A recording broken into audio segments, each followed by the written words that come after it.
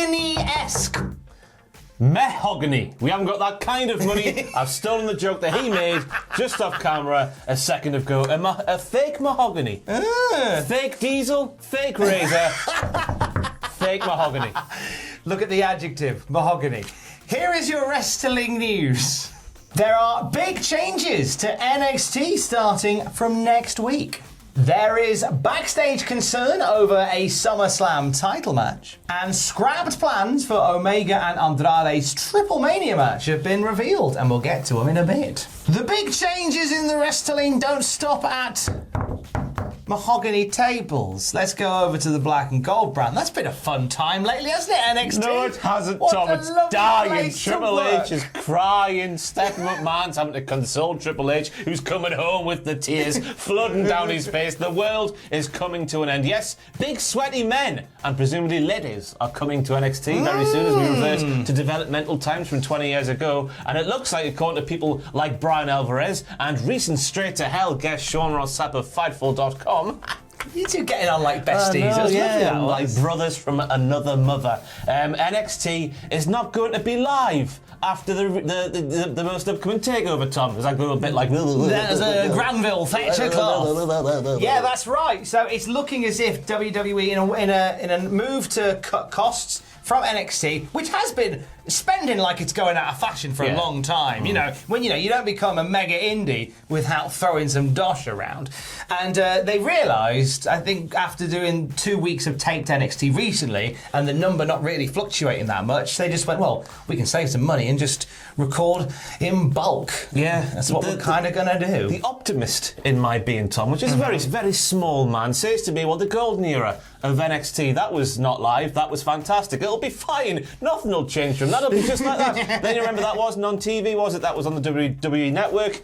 Because it's on TV, you would assume that's going to make a massive difference to, people leaking spoilers and stuff like that. So I don't know how to take the news. To me, it doesn't sound very good, though. It's interesting because now they're going to be serving two paymasters with this, because obviously Vince and Nick Khan want to keep the running costs of NXT very low, but USA Network have kind of been sold like a fully fledged third brand of wrestling that now they're not getting. So interesting to see how this goes down. But this is part of just a raft of changes for NXT, as well as a change to the hiring process, which we've talked about at length. New look, new lighting, new logo. All the new L's from next week. New logo. My for goodness. NXT from next week, apparently. Do you know what? I'm glad of that. I must say, I love the nice crisp. We used it on the news podcast this morning. The nice crisp NXT logo where the wording goes down, bold yellow, looks beautiful.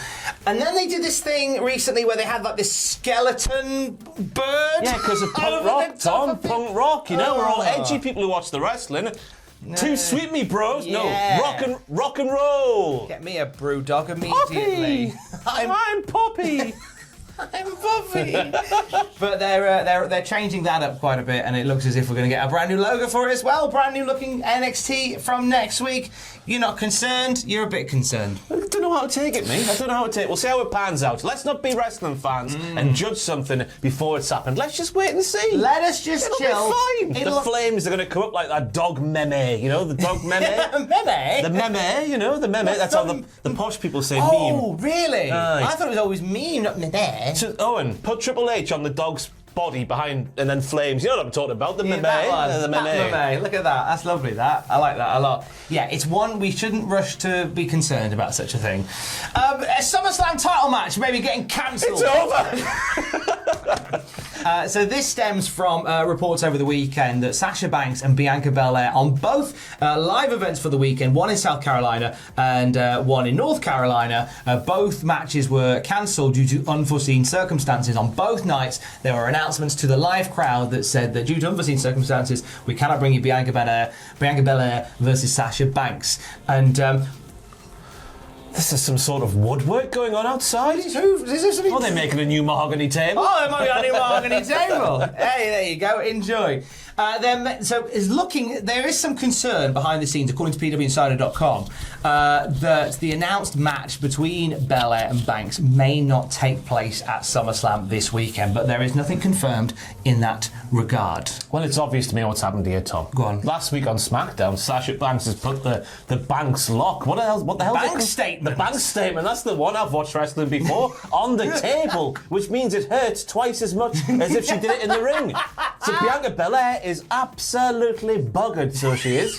And she used her hair for it. Yeah, there's that little Brucey bonus from there as well. There's no wonder the matches were called off. Yeah, it's very likely they were just resting up. I mean, I thought it might be a case that there may be an injury thing. They might be just taking them off the road just for a couple of days, just so they're good to go. They're match fit for SummerSlam. But that is just speculation on my part, which we won't. Yeah, I hope they're both okay. After Keith Lee, you realise it's wrong to speculate all these sort of things. So. It's speculation forever. We won't do that. But they were not present at either shows this weekend, nor was Charlotte Flair, who wasn't part of the show in Charlotte, North Carolina, which you thought would be a given, having that being the hometown. No, Charlotte. Where was Charlotte on that particular Saturday night, Ross? She was just out with her husband to be. Sorry, and her dad, her father-in-law.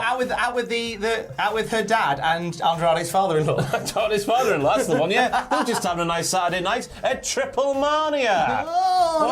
Bloody hell! Whack the photo on of Charlotte backstage at TripleMania. And there was also some speculation here that Charlotte had even said, "Hey, can I get involved in the entrance?" Could you imagine? And of course, that was a big fat no, you silly Billy. However, Ric Flair, who isn't signed to anywhere at the moment, walked out and they went wild at the show, like on commentary, like losing their minds. I believe will be Ric Flair's AAA debut. Was it actually? I believe assume it was. Yeah. But yeah, he did lots of chops. He put a figure 4 on Conan. He had a great time. I see a lot of people kicking off about this on social media. Let Ric Flair have a good time, man. Let him have a good time. One more match. No. One more match. Just a few chops and a figure 4. Piss off home, Rick. You've had enough, okay? Leave the memories alone.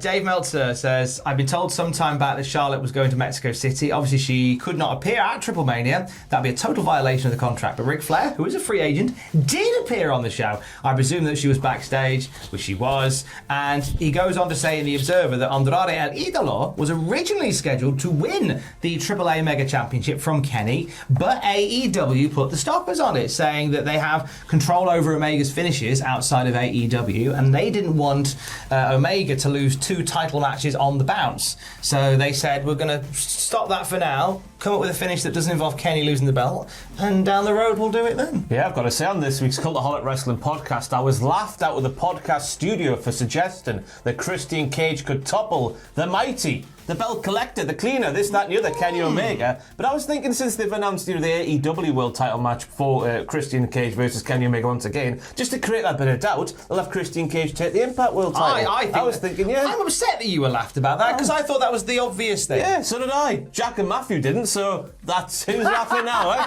Who's laughing now? Fair of it. But I do agree with that call there, because you think if Kenny loses all the titles before he gets to, Hangman Page maybe down the line, the impact of that might be taken away slightly. I like the idea of him losing that mega weight before Hangman. I like the idea of Kenny Omega just becoming kind of this dishevelled, horror, scared mess, like hugging the belt like it's his child with Paige. Hangman goes, this one's still mine. I'll take your baby.